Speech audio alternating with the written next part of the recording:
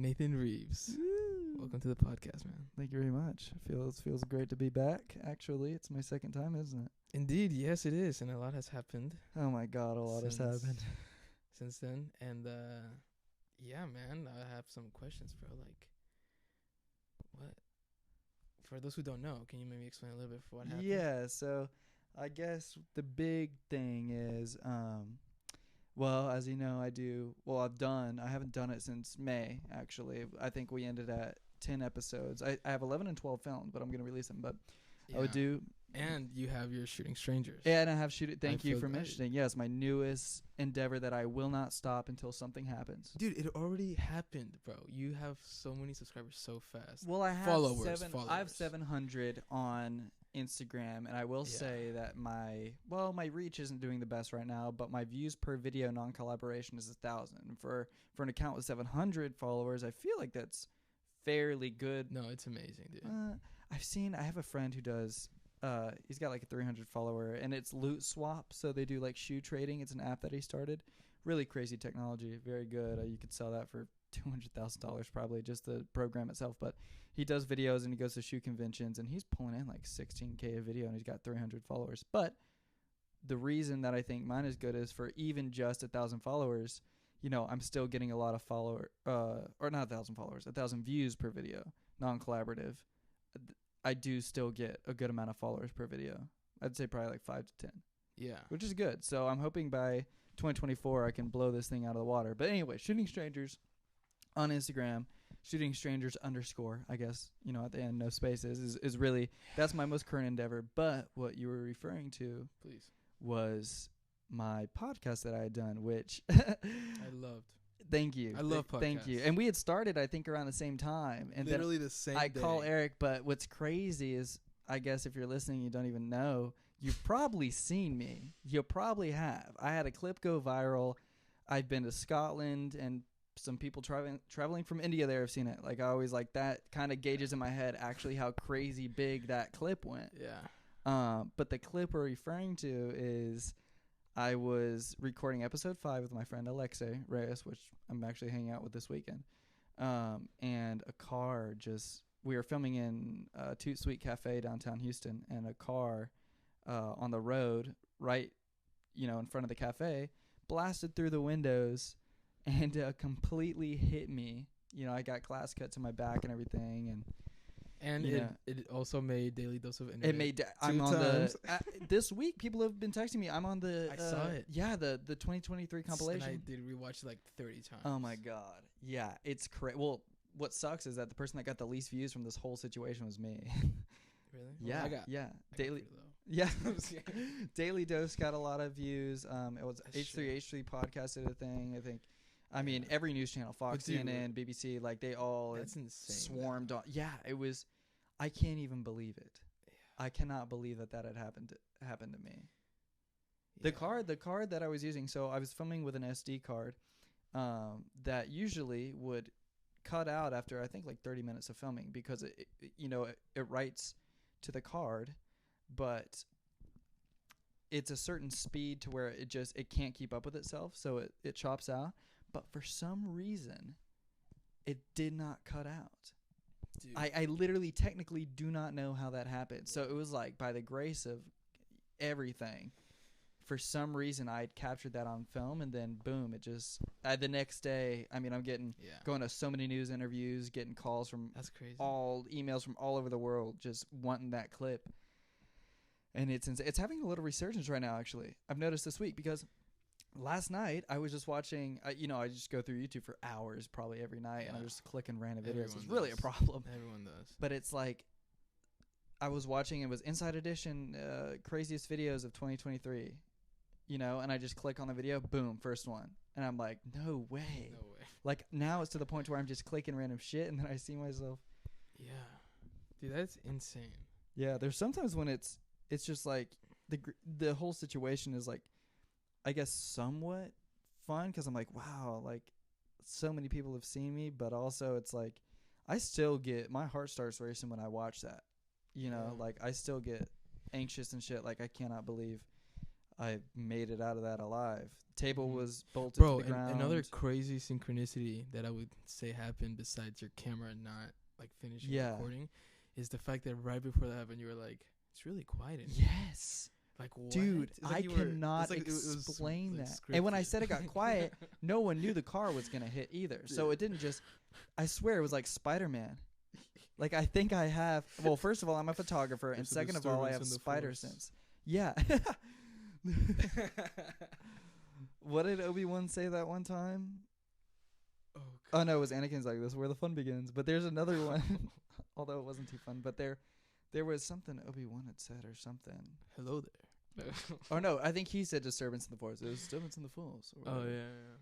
Old Obi-Wan. He was. What do you think your favorite Obi-Wan Kenobi was? Because there was well, let's say live action. So there was Alan something was the original one in A New Hope. You know, great.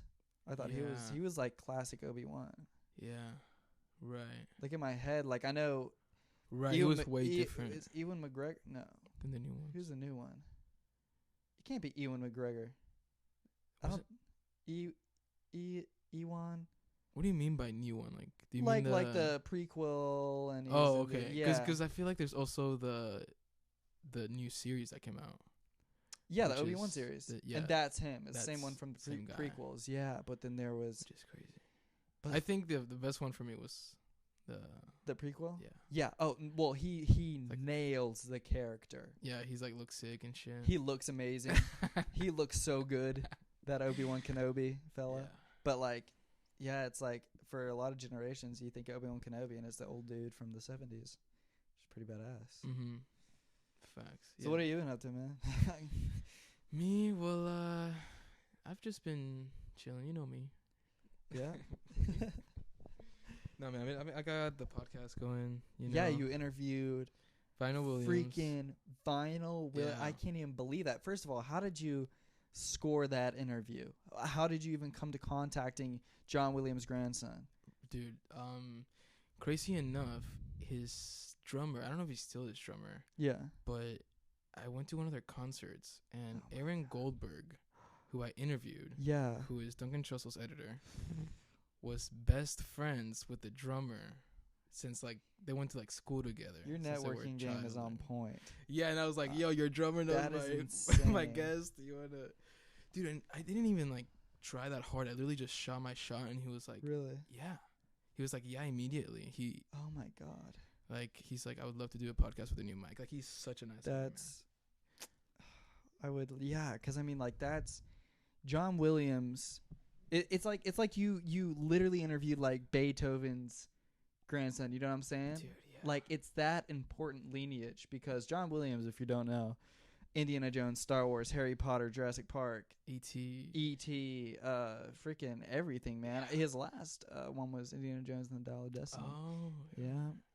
But brilliant composer, man. Will go down as one of the best ever. And maybe I could I'll talk to him. I mean, you got probably like 2-3 years left for that.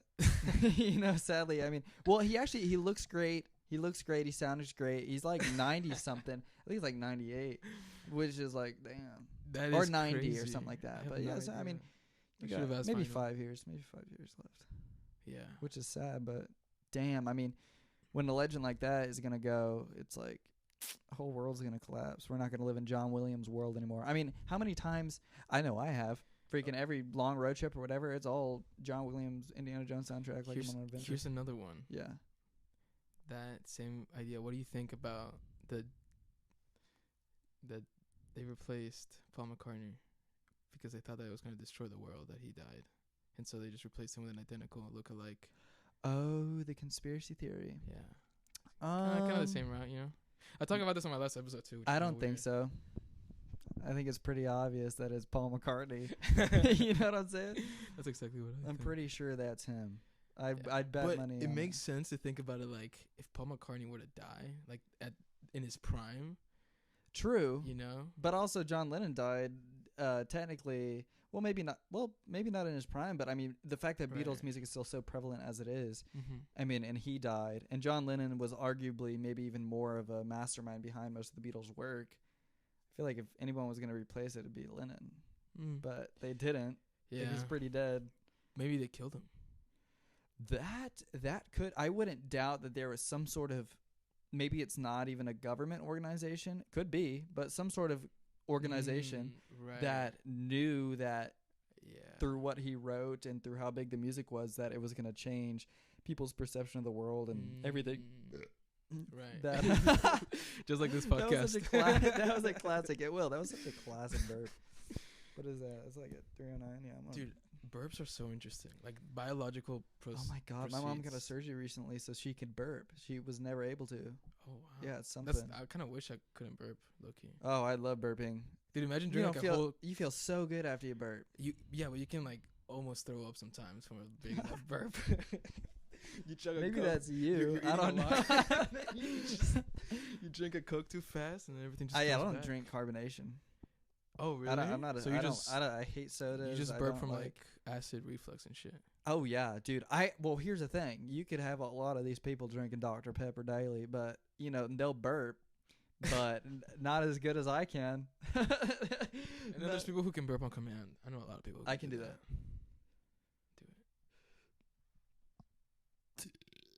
that one was a small little one, but I mean, after any meal, I can probably start my own like natural gas plant with that. Fucking make a lot of money. I could probably power the world ends. Hey, give me the burp into some sort of machine that can convert it into power. Dude, the reason why I love burps is in like biological processes. Yes, because I consider our thoughts to be some of those that we just completely ignore. Like you think they come from the same place? I think it's complete. Like it could be something that you ate just as much as when you burp. So if like I eat a Subway sandwich, I'll burp a certain way, but I also think a certain way. Yeah, you'll think a certain way, and then you'll that's judge exactly yourself what food is for your thoughts, because for some reason you'll think that it's not like a consequence. You think that that's like really you or something. What, the burp? Your thoughts. Yeah, true. Like there's a version of me. I get what you're saying though. Like if I eat an apple, the rest of the day my mind will work a certain way based on the chemicals that I just took in. Yeah. Versus if I eat Taco Bell, I'm gonna feel like totally. Or if you're dehydrated, I'm the worst person in the world, huh? Or if you're dehydrated. Yeah, if you're dehydrated. Like I drank a coffee earlier and I got a lot of work done and whatever. And if I don't drink something like that or have caffeine, I'll just lay in bed all day. Yeah, you'll start that like negative. That's I guess the easiest example. Yeah, but it's also like it's not as much as like I don't know, like just like the idea of not realizing your thoughts are like a byproduct of having a nervous system. Yeah, true. It's like weird. It's like you're going to think, you can't stop thinking. You know what I mean? Yeah. 100%. Just like you can't make your mouth stop salivating. True. Well, I can make my mouth salivate though. You can think thoughts. Yeah, true. Maybe. I mean, we have conscious control. You know what's insane though when it comes to thinking about the just think about like a sour apple or something. Yeah. I'm thinking about Buffalo Wild Wings later, but and you can that's what affirmations are. You can true that. Tell yourself like to think. Here's a crazy thought I've been thinking about recently that's been scaring me. You want to know what it is? Tell me. Do you? It's pretty scary. Is it your Tinder profile? Change. No. Even scarier than that. No. What the next war would be. And I think I got a pretty good idea. Information war. Now, if it's nothing nuclear and if it's nothing information. It's all going to be online. It's all going to be hacked. Well, it's going to be online, but it's going to be online with people are going to... It's not really hard to explain, but you know how Elon Musk and I guess the way that humanity's going with merging with technology, they're talking about the Neuralink thing. So you have like a chip in your brain, I guess in simple terms, and you can probably think like 1,000 miles an hour, and you could probably have so much information like that straight from your head. Would you put that in? No, I wouldn't. Would you? Now, here's why the war would happen. Because of motherfuckers like you who would consider putting a chip in their head. You say you won't, but you're gonna be the first motherfucker in line. No, because I think you'll get so much human pushback, and I think that the people who are relying. Yeah, exactly. So people like us who are relying on the magic meat in our heads, because that's what it is. It's magical meat. We cannot explain how the hell it works. That is insane. And we're all walking, or every single person is walking around with it. It's going to come to a point where technology will have no like bad side effects, and it's going to be like, well, here's the bad sides wouldn't be the technology itself. The bad side would be the humans that are obviously acting a certain way because of it. So like, let's say somebody gets a chip. Okay, now there's a difference in the class system of people. Oh, I'm so much better. Oh, you're secondary class because I can think about so much and connect my brain to this and that. And then, then you're going to have a class war. I think... And who's going to win? It's either magic meat people slaughtering all of these robot humans, or would the robot humans be so smart because of the chips in their head, like AI, for example, they could think about that within a split second and then know how to psychologically overpower magical meat. That's what the Egyptians did. And the Mayans and the Aztecs. Maybe they all disappeared. They all disappeared, but with no technology and trace. Dude. Trace of technology. You think metals... Look at their pyramids. How is that not a proof of technology? Well, the thing is you think metals would last that long, right? More than those sandstone structures. So wouldn't we see that? Because... if they're not using metal, they're using something different. And if we're talking about electricity, which metals are a conductor of, anything in your head like a chip would probably contain metals. And so would whatever they used to build those pyramids. And I feel like we'd see that. But maybe pyramids are still a mystery. Dude, maybe it's so far out that, like... something like they had a self-destruct metal type of metal that would just dissolve itself. So no other... Or maybe, dude, I don't know. Maybe it was so crazy what wiped them out, and it was their own that they put a self-destruct thing in it so no other future generations could discover how evil that was. That could be the case. I don't know. I think that they kind of left that as like a message.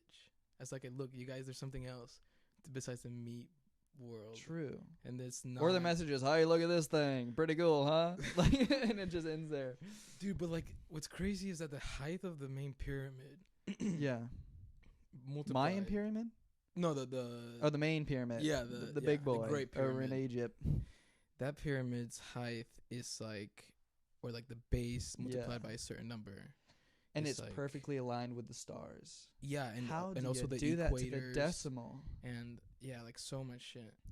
We're thinking it's humans, but at the same time, like, everyone's talking about exploring space or exploring different things, but and you're a psychology major, correct? Correct. I think that's the next step to discovering. I think there's something different than everything we know. I think we exist in a space like ghosts would be a easy example. Right. We can't see it, but the radio waves or internet, there's something else that exists around us that we don't know yet. And I agree. Could something within the realm of that energy had made those pyramids so humans would look at that, and then we would have an idea of, like, it's hard to explain. Like, I feel like did they have scrolls? They have scrolls, but they left a bunch of scrolls. But there's communicating with gods. But there's a chance and like doing sacrifice that maybe it wasn't humans who wrote that. Maybe we're being told what our history is by something completely different to make us think a certain way.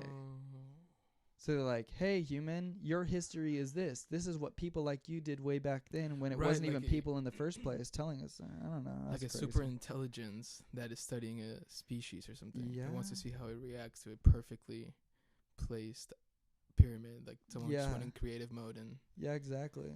Like, how are you? What do you think about God? What do you think? Do you think there's something like that would be another thing? Like, for me, I'm not religious or anything.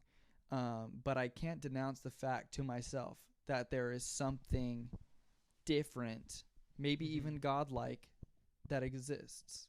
Dude, like there's a reason that humans feel, right? Yeah, exactly. They recept the feeling from something that is not human nor human made. There's people for hundreds of thousands of years praise the feeling of something else being there, and there is something in our magical meat in our brains that has implanted that idea.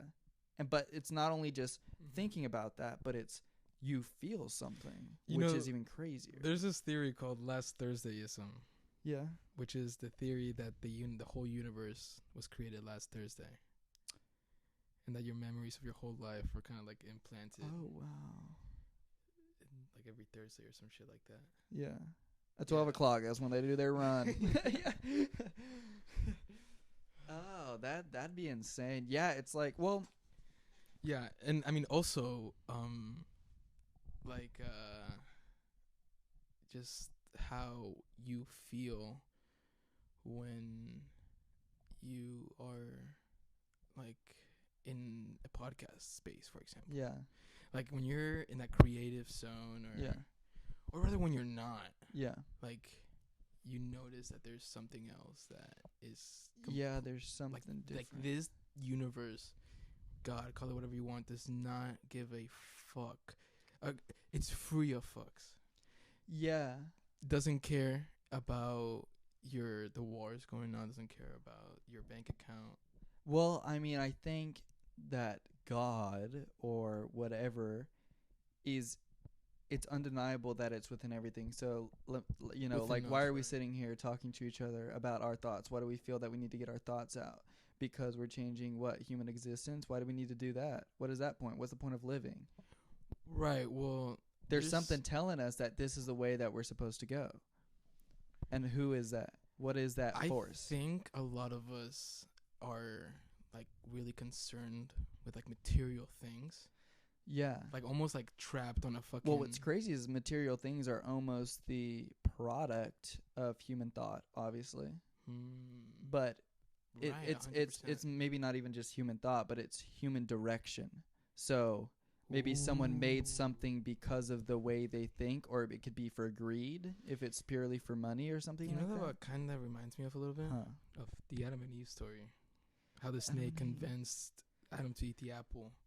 Yeah, I'm not really familiar with like the stories or how they go. Well, number one, I don't I believe they're metaphorical, you know, but there's some people that believe 100%. In it's an actual snake or the Noah's Ark thing actually happened. I personally don't believe that, but I think that these stories themselves are genius. It is that to me, because obviously humans wrote them. It is very. Like, you can tell that the people who wrote the fucking Bible are the biggest artists I think ever. Yeah, man. Where craziest. The fuck are they? How do you put that into words and then metaphorically talk about the human condition in such a way, and especially the relation of the human condition to something powerful that we can't even perceive? And they got it out, and they got it out so early in human history, which is why it's obviously widely. Two great combos: psychedelics, the Bible. Yes, I'm gonna say 100%. And now I haven't read the Bible yet, and of course, I definitely want to in my life, because I'm sure I could learn so much from it, not only about the way humans think and everything, but psychedelics too.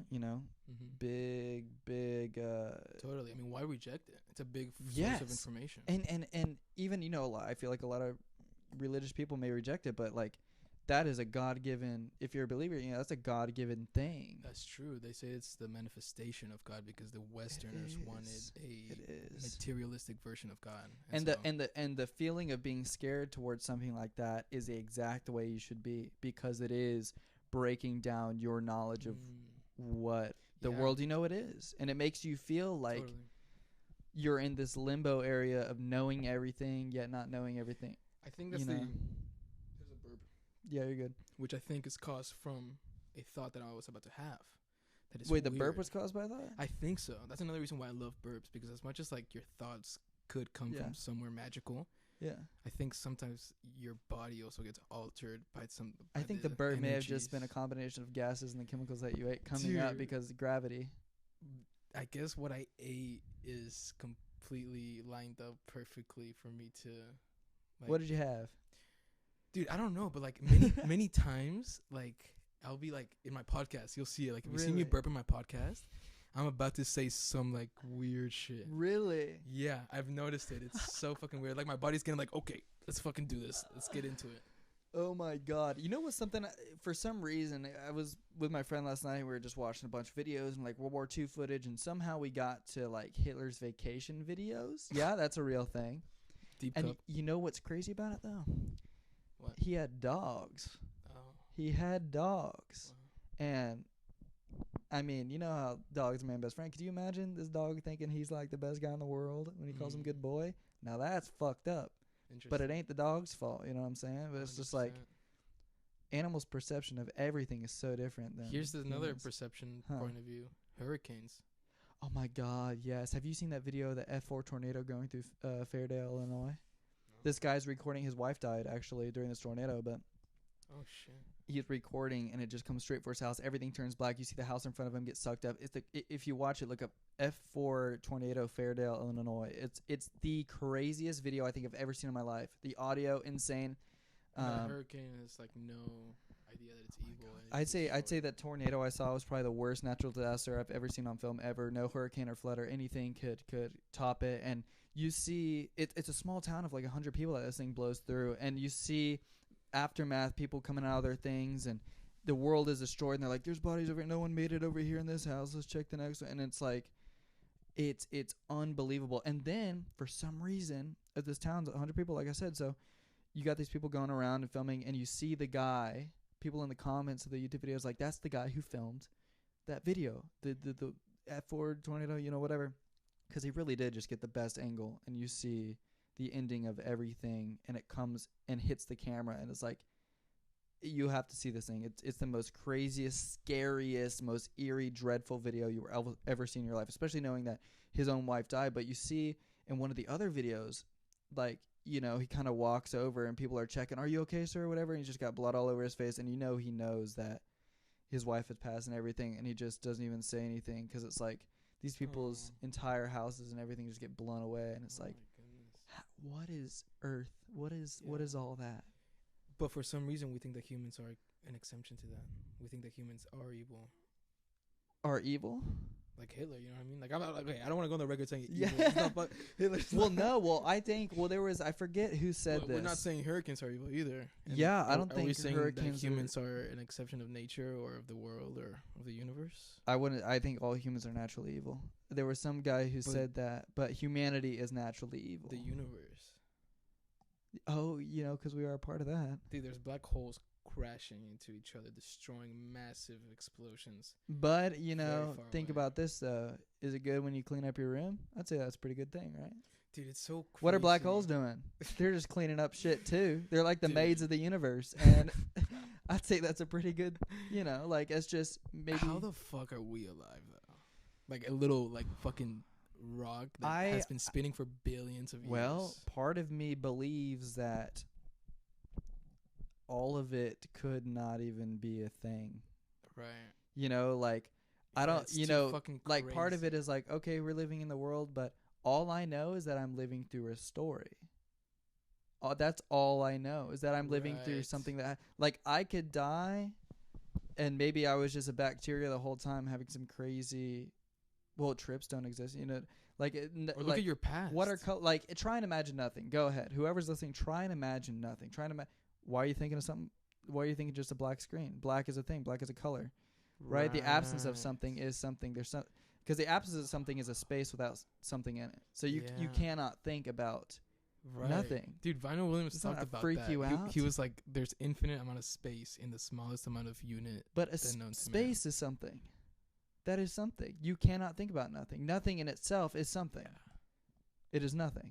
Yeah, yeah, and then there's also the concept that you're not the story. You're not the character in the movie. Like when you're watching a movie and the character dies. Yeah. Like the person watching the movie doesn't die. It's just a character. It's just a movie. Yeah. And in the same way, like when we die, we're all just characters. What we really are is like, you know, that's the question. Like, what we really are, I don't think dies. I think that's the witnesser. There's the witness, and then there's the screen in which the movie is being projected on. Although, well, that'd be separating spirits and our physical bodies, which I think still we haven't discovered. I think there is a difference. I think we do have, which even gets scarier when you think about technology. Can we preserve a spirit? Oh, and is that morally right? I think you can. Could you imagine somebody super old on their deathbed? Because they'll be the first old person. and none of their generation had this. None of anything. Everyone they knew and loved is dead and somewhere else, and then their body starts to rot, yet their brain is preserved in a computer. Imagine you had a loved one, and they're like, yeah, I'll take the initiative to transfer into something cybernetic, and then you maybe have them on some sort of computer program, and they're just screaming. They are just screaming, and at that point that morally and spiritually or whatever, that's not what spirits are supposed to do. So then they're trapped in literal hell. What do? How do you kill a spirit? Then if you kill a spirit, I know what the spirits will do. What? They're going to get so advanced in their technology that they're going to upload their own consciousness into their own computer. And then their consciousness is going to do their own, and then their computer universe is going to create their own. And then the theory of that. But what is the job of a spirit then? Because, like, as a human being, well, maybe the spirit is, like, gone. Like, maybe the original spirit who was originally died and uploaded is gone. And we're just experiencing all of the re-uploads from people, like, universes trying to escape their reality. Oh, that's and so instead creepy. of us, like, admitting that and being like, oh yeah, like we're this is the fucking video game that we put ourselves in. We fucking make another video game and put ourselves in that one. Dude, it was just an echo that just keeps on going. It would almost be terrible though to know that, because like that's simulation theory, by the way. Yeah, but for all, no, totally. But like for like let's say you were the last one of all your friends and family have died and they have gone to wherever their spirits have gone to. You don't know where. But you know that there is a place that your spirit can go, and it's not with them. Would you do it if you knew that you could live? Yeah, of course not. No. I don't know anybody that would do that unless like you get a cracked out homeless guy who's like, "Hey, we're gonna put you in this computer." He's like, "I'm down." Right. Then there's the idea that like that causes evolution. What, like us mixing with technology is evolution? Yeah, but it's created by ourselves. When I think evolution is pushed by something natural. It's pushed by a natural need because of how we survive on Earth. I don't think that we need technology to survive on Earth, and there's proof. And whatever, like, evolution, I feel, is like a species' way of adapting to what planet Earth is. So like, for example, iguanas used to have, and this is really cool, they used to have a third eye on the top of their head. And right now they're at a point in evolution. And we know that because if you look at iguanas, you can see what used to be an eye, but it's been worked out through evolution. But there is still prints of an eye that used to be there. And I think that's purely because of its experience on planet Earth. And I think that although I think technology is completely separate from planet Earth. Like you could have technology in space. We do. You could have that everywhere else. It's on a completely different playing field from what human evolution should be for the planet that we're on. So I think when you start mixing it with something that is completely different, that's when things can get weird. Dude, I want to talk about two things. Okay. So the second one I want to talk about is just like, oh my God, I'm just going to talk. Yes. There's this idea that everything that causes evolution is because they needed to survive. Yeah. So the whole reason why humans are literally on Earth is because the Earth used to be completely water. Yeah. And then like the asteroid hit or some shit and caused the radiation on the land to like bacteria into species and then push like the species out of the water. Yeah. And stuff like that. But here's the thing. That would have never happened if not for the meteor. Yeah. And the meteor, everyone would say it's a terrible thing. But all terrible things lead to great things. It's yin and yang, which I think is one of the craziest things anyone has ever come up with in their head.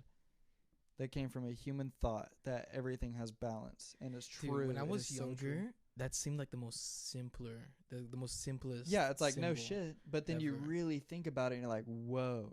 Yeah. It could not be more right. It's all the way down. And it's Asian, right?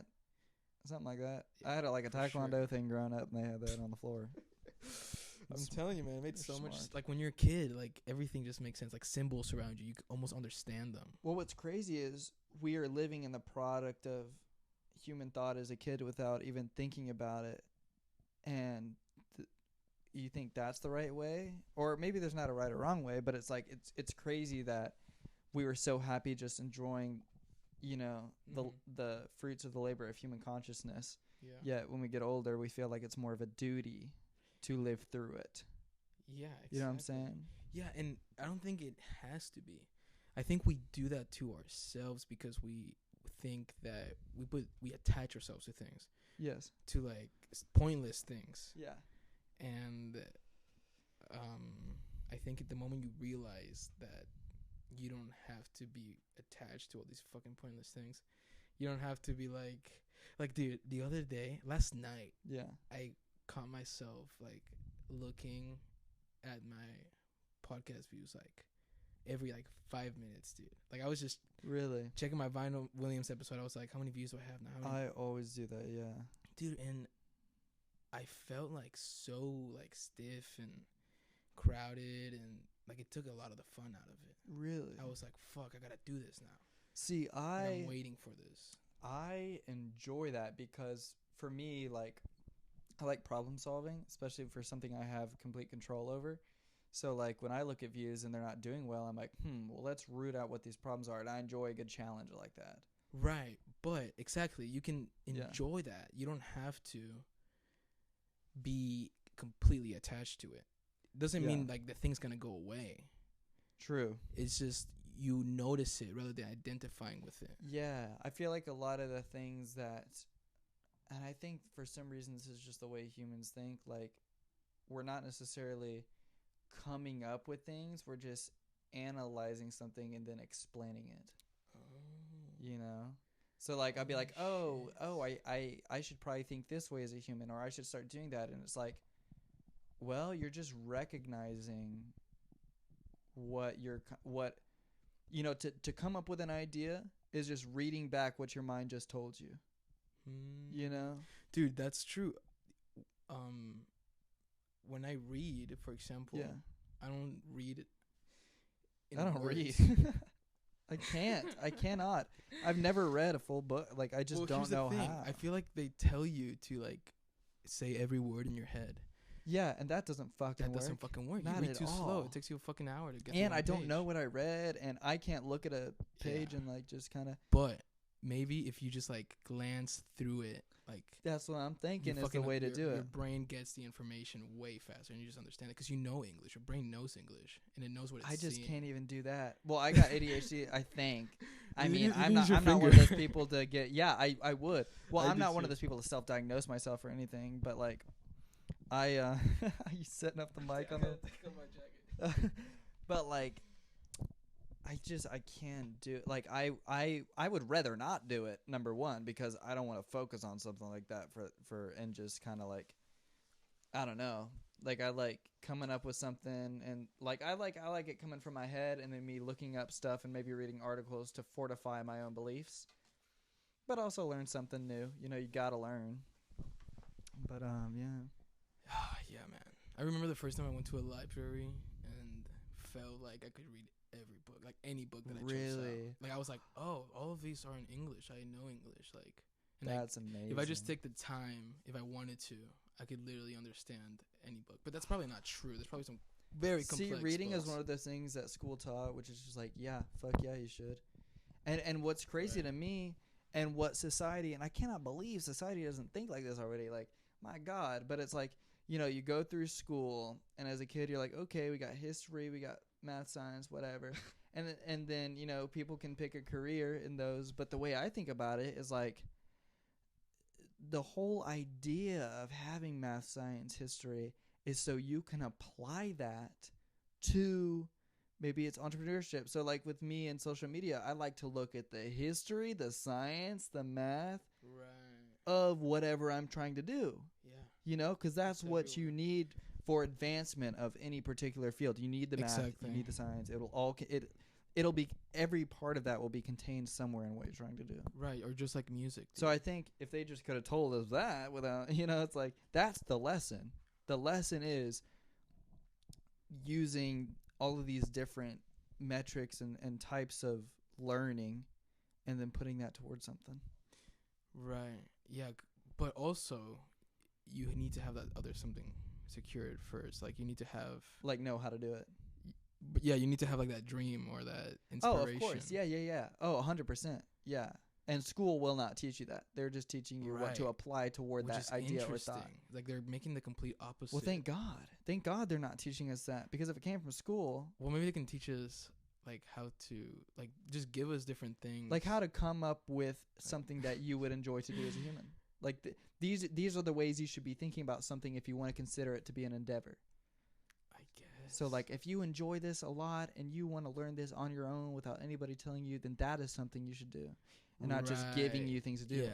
Although, for those type of people that think like that, obviously employ people that went through school with a different thought, you know, which are amazing, you know, people, of course. And, you know, it's like, I think Elon Musk said, he's like, I didn't go to college, but the people that worked for me did.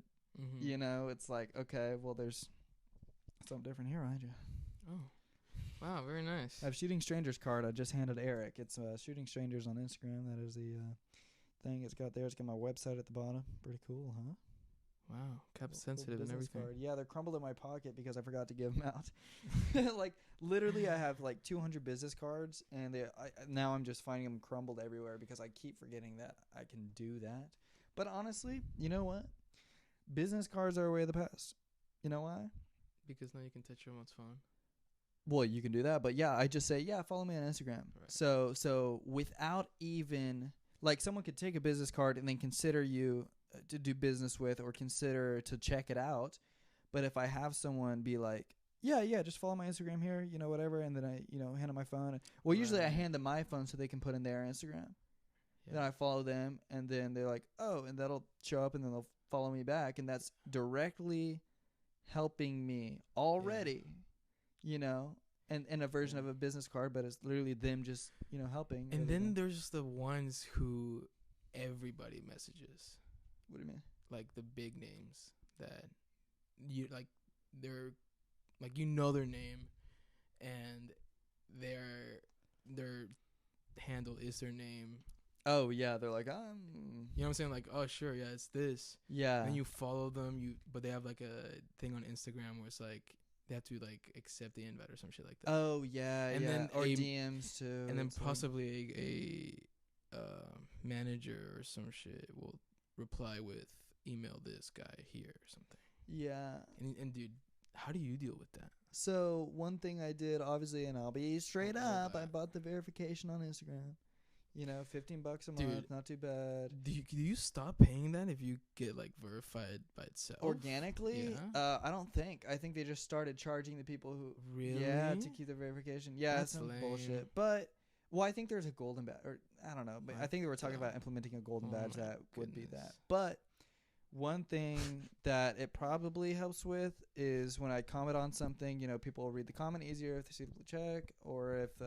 no, the check looks great. Or if I'm in someone's DMs, like, they'll think, oh, okay, and they check, you know. And it sucks that I only have 700 followers with a blue check, because it looks like I'm completely baiting people. But also, that is my way of also trying to, like, be more in the algorithm, because, of course, if you're on Instagram would probably want to push real people, and how do they know you're a real person unless you're verified with your ID and everything to be a real person? So I thought, okay, well, that could just be one simple thing that I do with my account that could probably help reach, you know, because then I'm growing as a person rather than a business or whatever. I mean, I don't know if it did, but you definitely got a lot more followers soon. Yeah, I'm at 742 right now, and I was at 742 last night. Woke up back down to 735 because, you know, Instagram. But yeah, I mean, I'm not gonna stop. I'm not gonna stop the Shooting Strangers things until I die. So we'll see what happens, you know. Yeah. But the goal with that would be influencer marketing, with other people. Like I'm shooting with, I'd say a colleague of mine. He was the first person on my podcast ever, Cam Styles. He just happened to be at the studio that I was shooting at with my friend, and he's got like 100K on Instagram. Really cool content. It's fashion, men's fashion. So here's some winter outfits, whatever. But I told him. The brother. Yeah. I texted him and I said, hey, I said, I'm trying to be Theo Bond over here. I texted him and I'm like, dude, the GTA 6 trailer come out. Let's do a video. I want to collab. I want to make and I could build a whole set with lighting and everything down in Houston and make a GTA style video. So first he and I sent him a Google Doc of all the outfits that I wanted for the game. So like I could totally do that. But we start with GTA 3, then it switches to Vice City, San Andreas, GTA 4, GTA 5, and then GTA 6, because lo and behold, there was a little scene of the main character, the guy main character, and he can dress as that. So I'm like, badass. So I'm going to try and have that be my first like influencer marketing project, because if the views are good, then I'm going to move on to another collaboration, hopefully with Post Oak Motors. They're a Bugatti dealership, the only Bugatti dealership in Texas, but they're here at the Waterway. Oh, wow. And I talked to them before about doing some media stuff, and they're totally down. But I'd like my first project with that company to be huge. So it would have to be an influencer marketing deal. Maybe have them style up and get some pictures in a photo shoot next to all these Bugattis and shit, like, dress like it, and then they would all have the photos, and then it would be like and if I can prove that those videos and stuff went over well and that it was a target market for Bugatti's stuff, then I can start doing more influencer marketing deals. But if I got Shooting Strangers numbers up, and I've already gotten the option to be paid, but it was too much for what they kind of wanted, because I was going to charge $700 per event, because I'm delivering very professional looking content that has its own personal spin and is great for business, dual marketing, collaboration, and viewer retention rates. Mm-hmm. So I was going to charge one guy, but he didn't have the funds right now, and I get it completely. He was starting out his own media thing too. But eventually, like, say my numbers were 50K plus, and then would grow from that, because this type of content, I will continue to grow organically, regardless of anything. It'll, I will grow. I will keep doing videos with people, and they'll follow and share with their friends. But if I get to a certain point, I would love to, have that as like an income stream, because who wouldn't? Like, I love making the content. I love, when people get these photos and they're like, I fucking love them, or I'm sending them to the family or whatever. Yeah. And then businesses could pay me to come to events, and do that, and then they would have content to post, and it would just be this flow, this nice, easy, fun flow of cool shit, and they pay for numbers and reach and exposure at a certain point. Dude, hopefully. But I would hate to have to compromise my creativity, artistic ability. Yeah, but what I'm noticing is with social media, it used to be people like uniformity, but people now, and when you get to a certain point, they just say, as long as you have this, whatever, they're trusting your creative process. So with this type of content too, not only is it something I like doing and has a form to it, but I could add my own creative spin onto anything. So it'll always be creative for me regardless, Right. And I'm always editing the pictures in a creative way that I enjoy. I'm always, but there is a fine line, and I've accidentally put myself in situations to where I'm stripped of creativity for certain jobs, and I just don't like it. Mm-hmm. And obviously there's jobs that you'll have to do, for money and shit, where you kind of got to pay stuff, but but for the most part, it's that's why I want Shooting Strangers to do well, because it can turn into me, ultimately receiving cash for my creative output and my style on things. Shooting Strangers is my style. Yeah, exactly. I feel you, man. Same here. Yeah. But yeah, that's the goal. 100%. Well. I mean, best job ever, man. It would be. But I do think it's important to have an income to support that. Oh, of course, and that's what you have to do. You have to, right now, thankfully, people just want to be like, nah, I don't want to work. I just want to do that. I know. Thankfully, I'm doing photography full time. Right. But it's real estate photography too, so it's not like something oh my god, I'm so passionate about this. And no, there is no creativity at all. I'm there for a job. But, I'm learning a lot of stuff through it. I've been doing it for 2 years now, but it's, and I work with a great team of people. Dude, we made videos when we were very young together. We did. YouTube back in, I want to say 2015. Dude, and look at us. We're fucking doing this shit now. Yes. Like, who would have thought? I would have never always been doing it. It is like, I would look at your videos and I would always think fuck, that's so sick. Really? Like I was like so like how you, I wish that was me so much. That was way back. I started doing stuff at like 2 years. I think my first video was at 2 years old, and it was filmed right in the bathroom, right outside the room we're recording in. Wow. And it was called Robot City. It was about 10 seconds, and I had my dad flick the lights for the lighting, and I had the camera, and I was going around my toys and shit.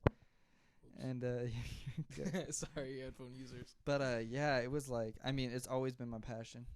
It's always been my passion. Yeah. That's why I'm like, I know I'm not gonna stop. So if I stick Me with, too.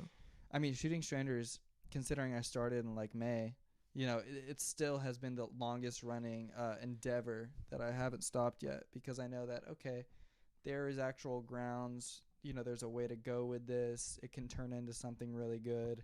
Mm-hmm.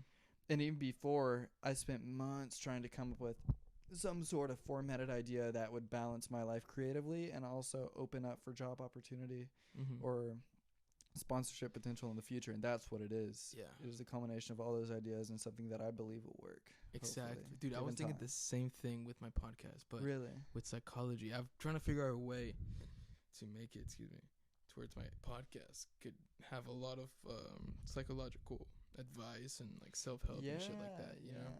Good, yeah, because that's what you enjoy. That's what you enjoy, and then you're also having, you know, it just won't get old. It won't get boring, because it's talking to people. You're always going to talk to people. Dude, and it's funny you say that, because that's exactly the advice that Tony Hinchcliffe gave me when I met him. Oh, my God, I can't believe you met him. You got to tell me about that, please. Dude, he was such a cool guy, man. We went to the Not a Damn Chance burger opening. Holy shit, so amazing. You think there's not a damn chance I'm gonna meet Tony Hinchcliffe here? Dude, we pull up and the first thing we see is just Tony Hinchcliffe. Oh my God. So were you like fanboying out before you got? I was the only guy fanboying out. Really? I was the only one. Oh well, I'm sure you like. My friend that I was with, Nick. Yeah. He Overturf, right? Yeah. Nice. He like purposely like got away from me so that there wouldn't be two guys fanboying. You know what I mean? Oh, that's badass. Yeah, he wouldn't. He was like, I'm going to let him do his thing, and then I'm going to come in chill, being like, it's my boy. We're both friends, and we're really chill. And that's essentially what happened. You know, we talked up, and then we kind of left him alone. Watching him let him be. We're watching like a real human. Dude, I mean, holy shit, because all I wanted to do was talk to him. It's so fucking hard. Every single celebrity that I meet, I don't understand how. Well, we met what's his face, and he was just not cool, kind of. Who? Was that comedian we went and saw? Oh, dude, don't say his name. Yeah. Dude, I think he might be on this podcast. Wait, really? Potentially, no. Someday. Wait. I'm just saying, like, manifesting it right now. There's no like proof, but I am saying like my podcast is in that area. The thing with me is like, it was just. Fuck it, let's just say no one watches. Yeah, this DL, shit. Right? DL. David Lucas, man. No. Well, first of all, I admire. He does a fishing podcast, which is really fucking cool. Oh my God, yeah, dude. But I admire that he made it and he's doing what he loves, and it's great. But also, I mean, he made real that gay dude. Yeah, there was a gay guy he kicked out. He's calling the F slur. But and the thing is it wasn't even funny, and he was serious, and the guy got kicked out for just being there, and he wasn't even doing anything. I'm like, you don't even treat somebody like that, and be funny or something else. You don't have to be an actual bully, like for real. There was nothing funny about that. And then most of his stuff he was saying was pulled from the standard jokes he does on fucking. Well, if you're listening to this by any chance, hey, you know, cool guy. You know, and I think that's why he might have stopped doing Kill Tony. Did he stop? Yeah, he doesn't do it. I mean, he's not an every week guy. True. Anymore. Well, yeah. Well, but he can go whenever he wants. Apparently. I'm sure he can. Yeah, but he's like, but I mean, for a lot of people that saw him, I feel it just kind of rubbed me the wrong way. I'm not gonna lie. Take that as constructive criticism as you may, but it just didn't make me feel good watching that, and it didn't make me feel good that I knew that. I mean, I guess he just roast people, but it didn't feel good to be in a room with a bunch of people cheering on this guy. Just yeah. Dude, but I think that's great. I think people like feeling terrible. People do, and I'd rather them go there and get it from that. And he didn't get kicked out. He walked out, right? Who? The guy who got kicked out. No, he didn't walk out. The guy told him to leave and bullied him until he did get up and leave. Are you serious? Which is fuck, dude. And he's there with his friends, and you're just picking on the easiest thing. But he was talking out a lot. He was like heckling a lot. I don't know. Maybe at first. No, I think it was his friend. Yeah, but yeah. it's like, look, I get you can say all these things, right? Because you're whatever. You know what I'm saying? But like, but Jesus Christ. I mean, if anybody, I was up there or something, like, he had totally different story. Dude, I went up there and I wanted him to do that to me. Yeah, that's right. He pulled you up on stage. He pulled me up on stage. And I was the first guy. I wonder if he remembers me or anybody. Probably not. And here's the thing. Maybe if I told him what he said about me. There is an art to roasting, and you can do it really funny and just... Totally. But for a lot of it, it was just stupid surface level. Meh. Oh, you're smart. Oh, and everyone's laughing because you made fun of his shirt or the way his nose looks. Like, you know what I'm saying? But I guess he's doing it, and there's people that like it. And if you like it, fine. That's perfect. I'm glad there's a guy for you. I'm glad there's a thing. But it made me feel like it was too. I feel he's not trying to creatively push himself. Maybe it was also a hard set. Like, he was a hard set. Maybe he's got some shit going on. Yeah, maybe he is probably bullied to be able to do that. You know what I'm saying? Like, interesting. There's things that I know guarantee Tony he was bullied. bullied. Yeah, a lot of comedians probably were, and that was their way of getting out of it. Well, I know I use comedy to deflect all of that. But here's the thing: Tony was like super small and skinny, and had no other way to defend himself. Well, David Lucas could probably like. But he's probably made fun of because he was big. He's a big boy. But people are probably scared of him though. True. You know what I'm saying? True. And he probably sees that and also uses comedy to make them not scared. You know what I'm saying? Like, there could be so many different things. And that's why I'm like, I'm not going to judge a person. But when it comes to... He's a sweetheart. What you do... Yeah, he is a sweetheart. He is probably a very great person. Right. But it's like, when it comes to your comedy, I'm just not the biggest. Yeah. Dude, no, I understand. And who knows? I love his Kill Tony stuff. When he gets with Tony Hinchcliffe, like, roasting each other. Yeah. Holy shit, dude. There's no one that does it. Or like the guests. He is so good. His roasts on Kill Tony were so good. Yeah. So I good. miss him because, dude, he would just start with some bullshit and then Tony would like throw it back at him. He'd stoke the fire. Something that would make sense. Yeah. But when you're making fun of just... That's great. Yeah, no, I feel you. Dude, I saw Johnny Pemberton. Shout out Johnny fucking Pemberton. Who is that? Just this comedian. He's been on the Duncan Trussell podcast a few times, and he's actually going to be in the new Fallout movie. Really? Yeah. Dude, comedy has taken a crazy turn. Yeah. I think everyone's freaking out because there's so much eyes on comedy now, especially for newbies, especially in Austin. Yeah. But... which is where I want to go. I haven't seen somebody who was... I guess the only person somewhat recent that I've seen... Shane Gillis is probably one of the only few that is like... oh, your comedy is actually really different than just jokes and different than things. Like, the way it comes across is like a friend's talking to you and he's trying to get your admiration or something like that. But I haven't seen yet another comedian besides... I mean, like, for example, there's so many disabled comedians that are great, whatever, but it always has something to do with their disability almost. Which I get, I guess that's good, I guess, right? Like, I'm not trying to dog on that, but I'm saying, like, I feel like comedy's too branded. Like, there's nothing yet that is just completely different, Like, if you compare Don Rickles or Jerry Seinfeld back in the old days, and then compare new comedians, completely different. And I feel like we're in this period to where comedy is being pushed so much without huge change that we're just getting so much of the same stuff.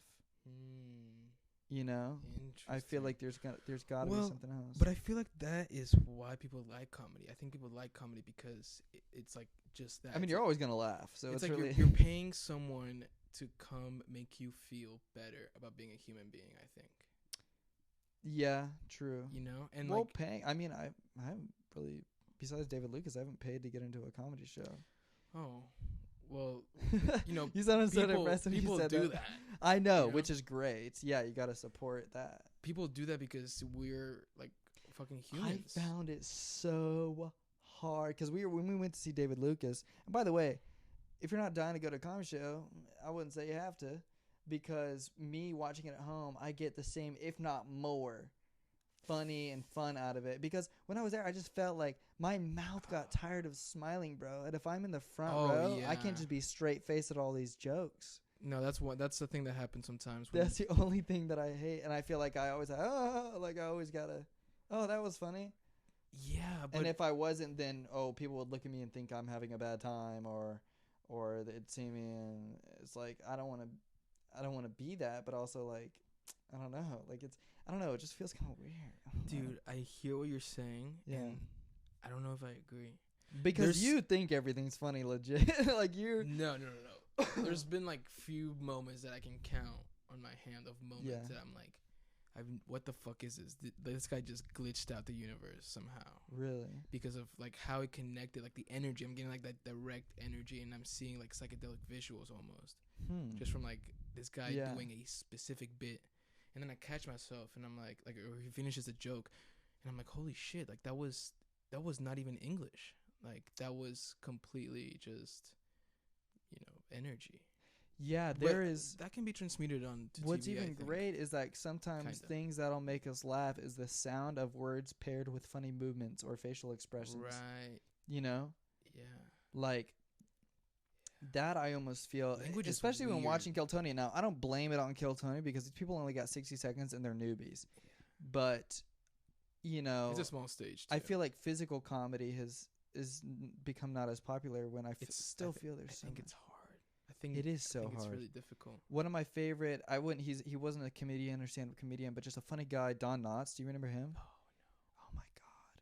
Just the way this guy would talk and move his body at the same time. And he was Beverly Hills Cop. He was in Ghost of Mr. Chicken. Like, he's just one of those older, he died in like 2001. Like, just one of those old kind of probably like B-list celebrities. Not really that famous, but, older generations definitely know him. But there's the way he was as a human and the character that he was so funny. And it's like I feel like now, especially with comedy, if you see a character, for example, it's like they're trying too hard sometimes.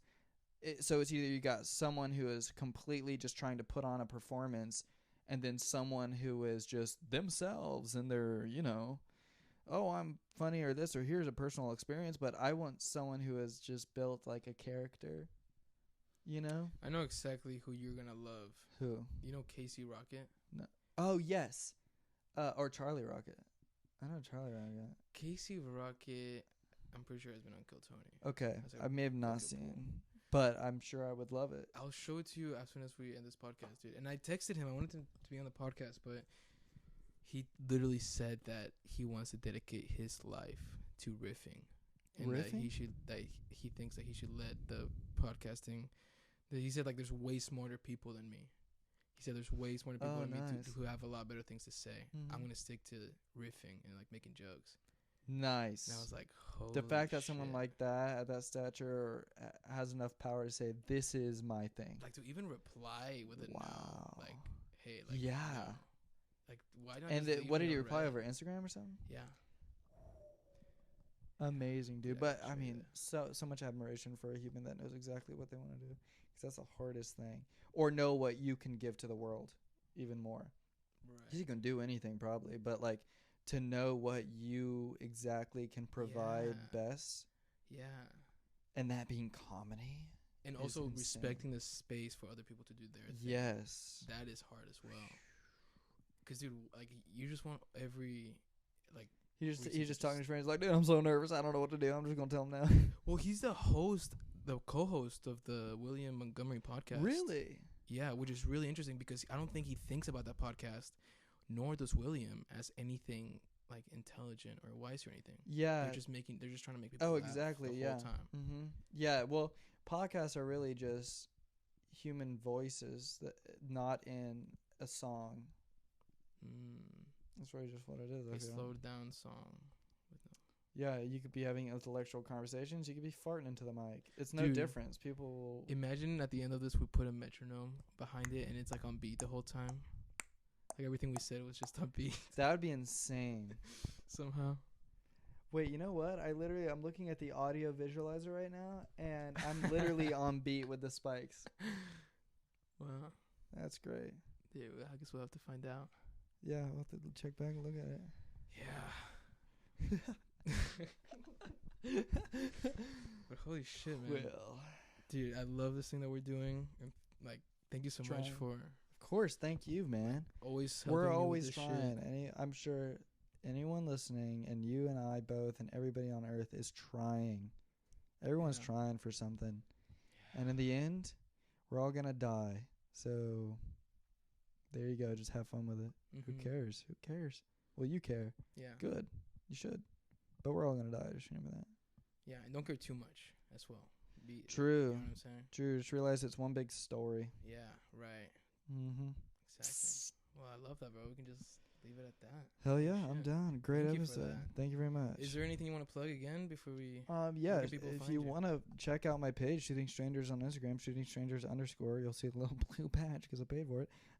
Yeah, that'd be great. That'd be great. I'm sure there's definitely content there that you will enjoy. I try and make it enjoyable. I try and make it insightful, kind of into human psychology a little bit.